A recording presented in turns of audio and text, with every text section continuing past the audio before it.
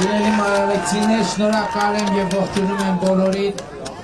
Մեր հանդիպումը սկսենք 1 րոպե լռությամբ մեր նահատակների հիշատակը հարգելով։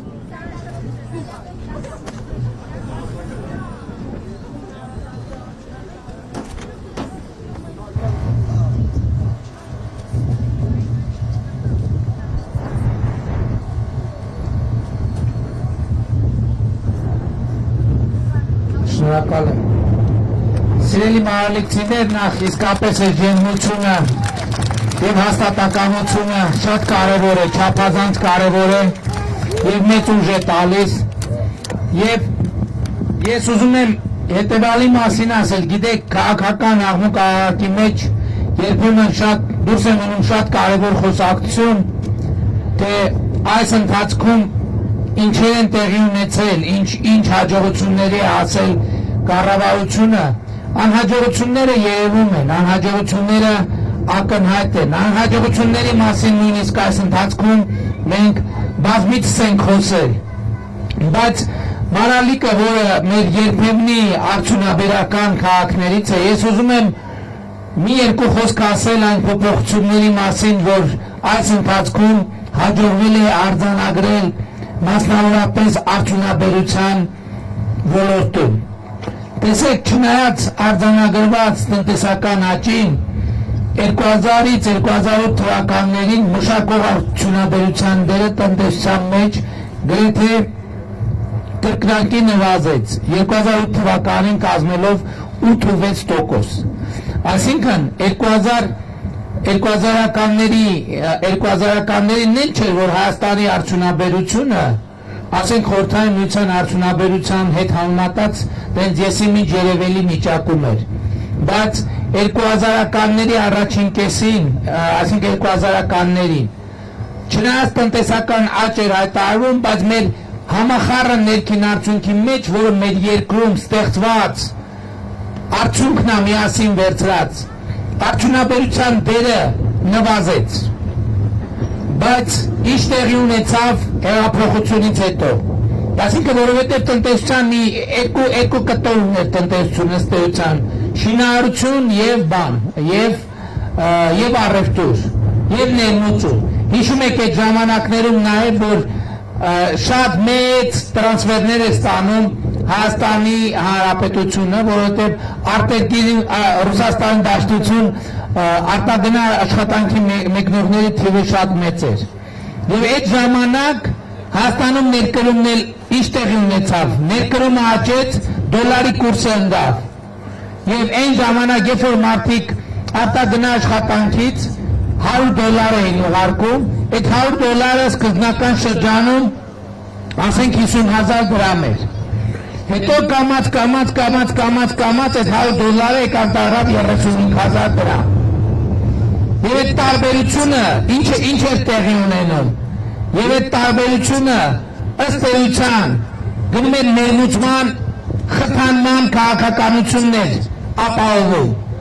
Եւ ներքին արտադրությունը, արդյունաբերությունը գնալով անկում ապրեց, որովհետեւ ինչքան ցածր է կուրսը, այսինքն դրամի կուրսը ինչքան բարձր է, այնքան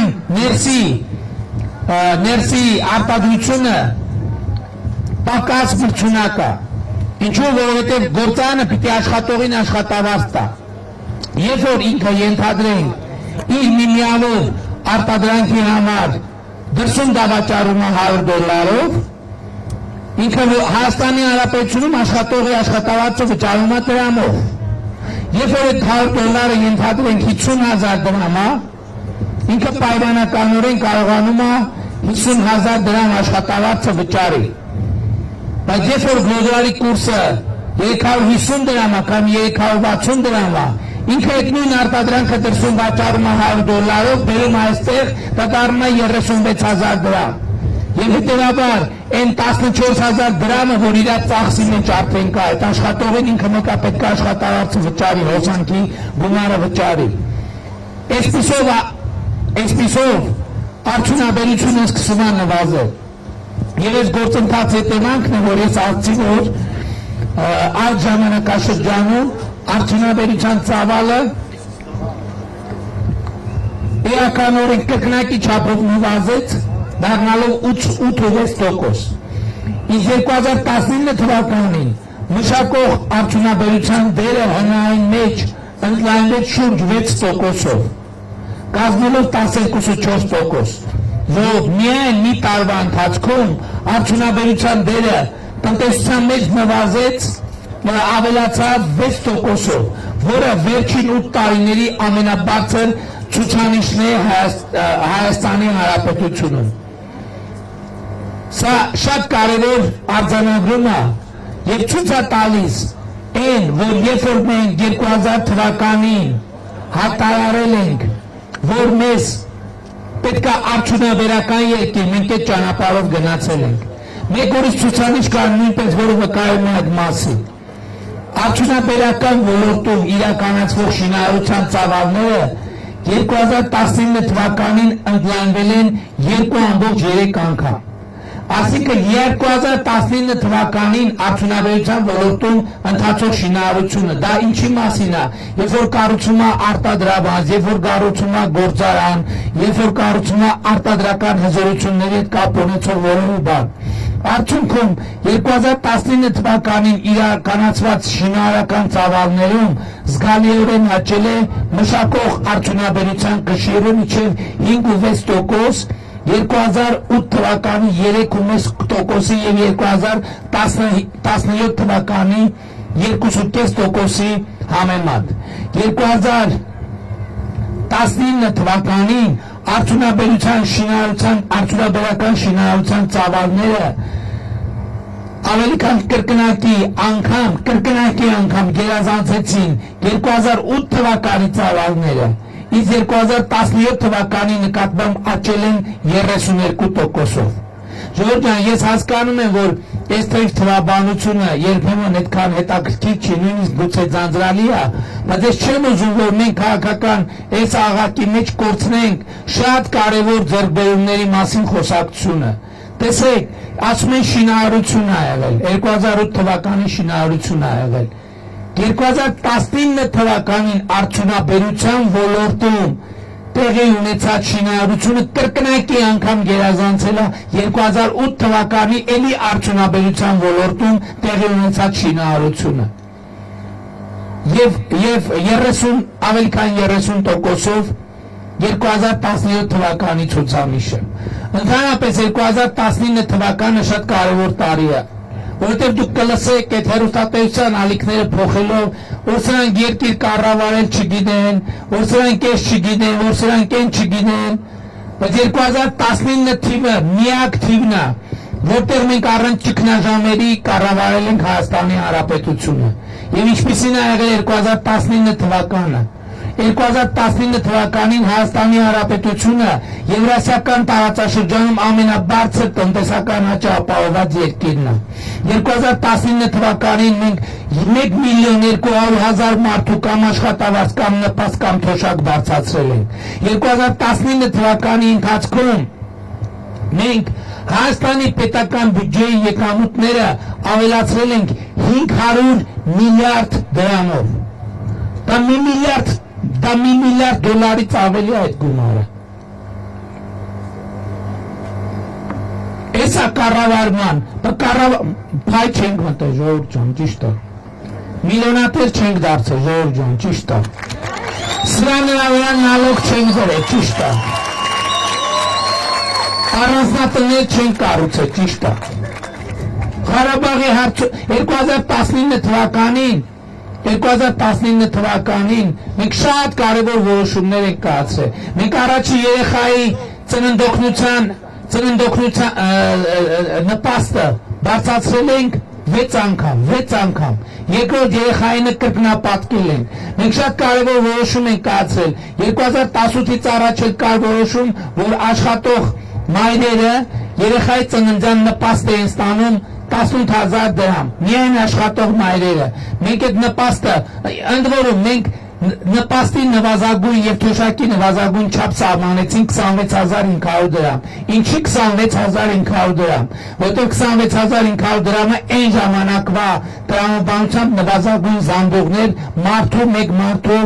սննդով նվազագույն սննդով ապահովելու բայց այդ չի ասում մենք 2018 թվականի այդ միջև 2 տարեկան երեխայի խնամքի նպաստը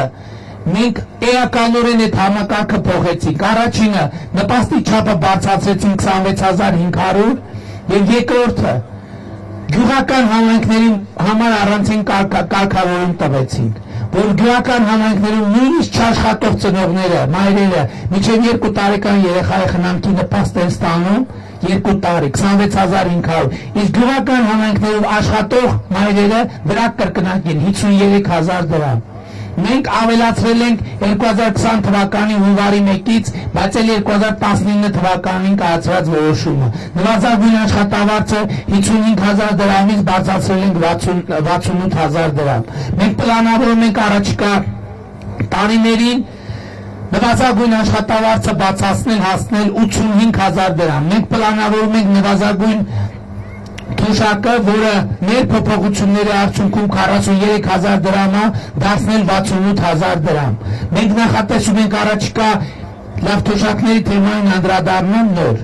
բայց մենք համարում ենք ինչ, որ այս թոշակը հերիքական բավարար է, իհարկե ոչ։ Մեզ ասում են, հա, այդ ինչ է կարել, ընդամենը մի քանի հազար դրամով թոշակը ավելացրել եք, էլի։ Բայց ժողովուրդ ջան, այդ թոշակը, որ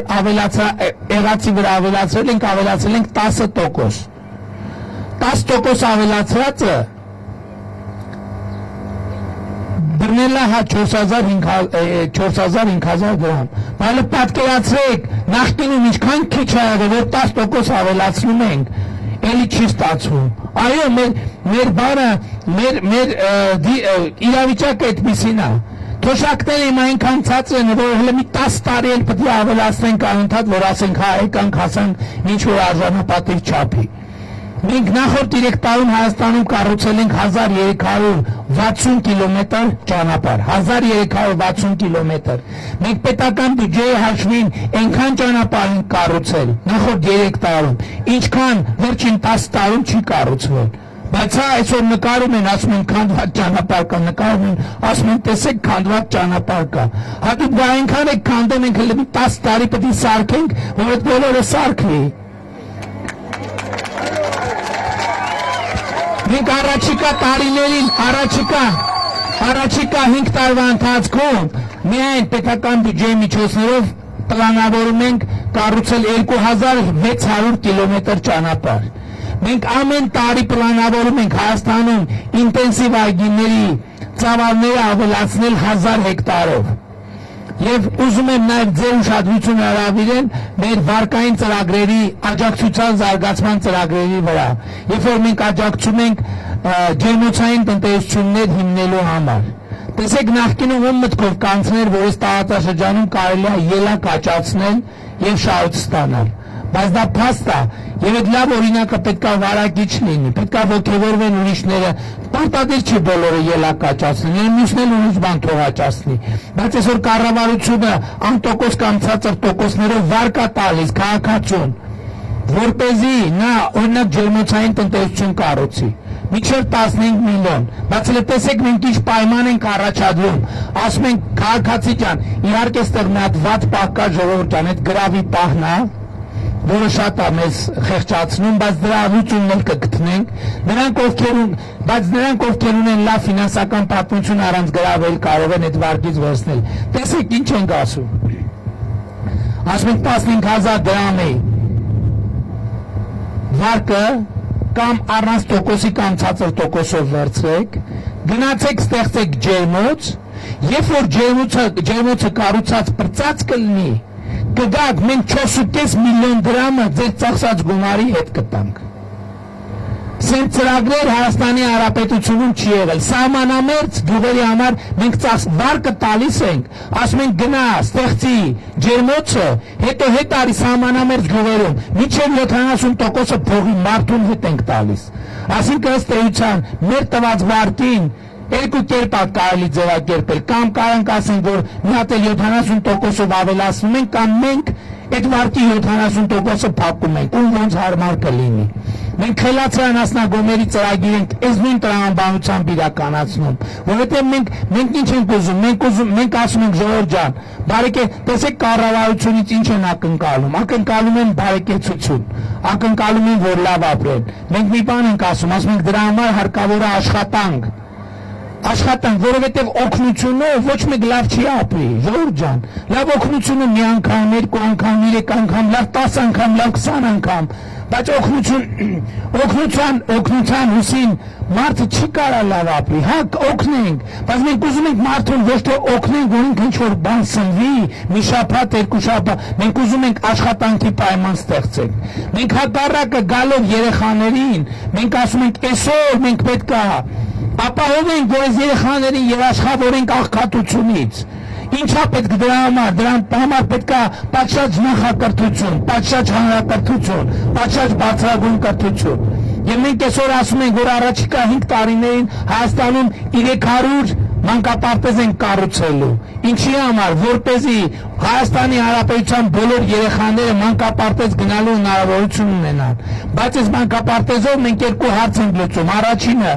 մայր ծնողների համար հնարավորություն ենք ստեղծում, որ իրենք ազատ լինեն աշխատեն որևէ գործունեությամբ։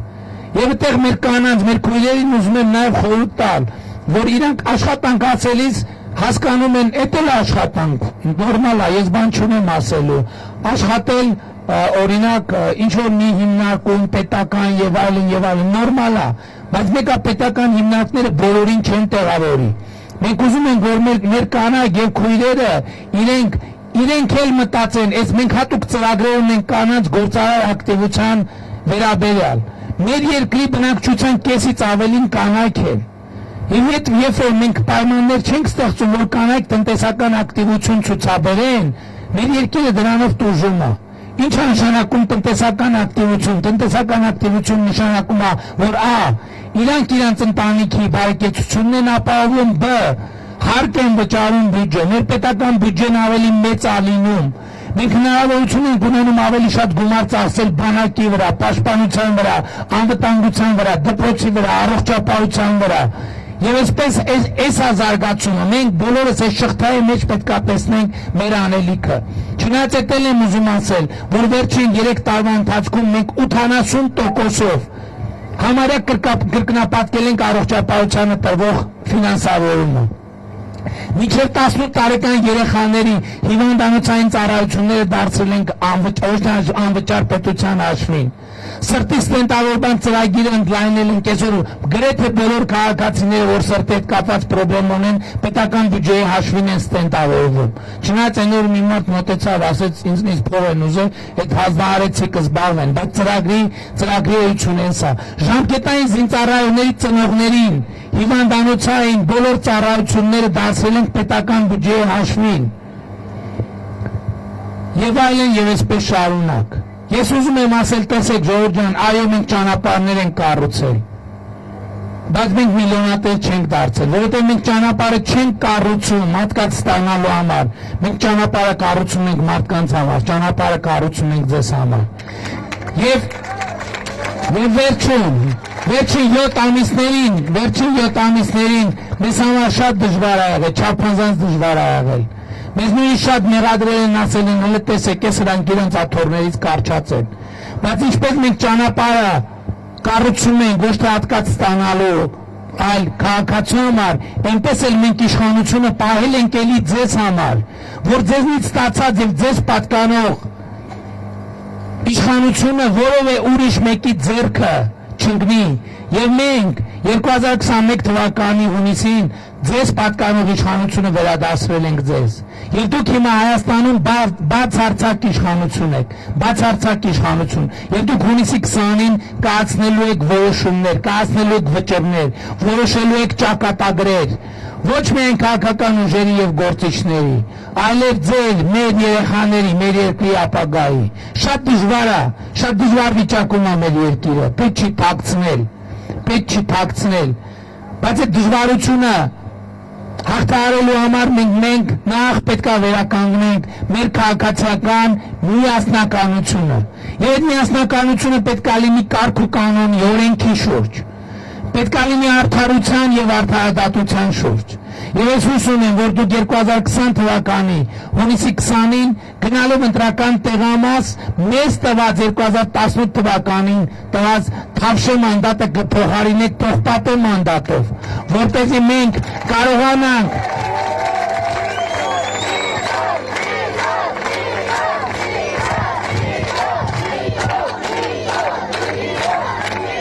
Եվ ուրեմն մենք հույս ունենք, որ դուք կգնաք ընտրական տեղամասեր եւ կասեք, որ Հայաստանի Հանրապետությունում ապագա կա, Հայաստանի Հանրապետությունում կա ապագա։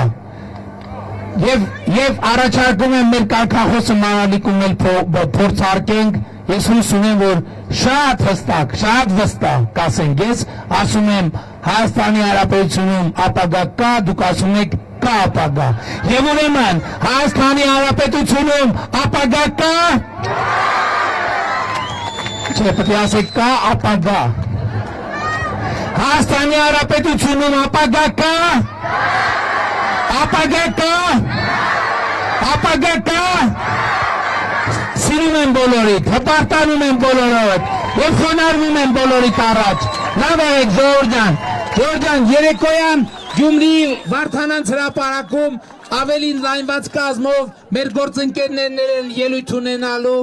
Խնդրում եմ բոլորդ եկեք, ով ժամանակ հավես տրամադրություն ունի եւ ուզում է լսի ավելի մանրամասն վերլուծություններ, բոլորից սպասում են Գյումրիի Վարդանանց հրապարակում։ Լավ եղեք ժողովուրդ ջան։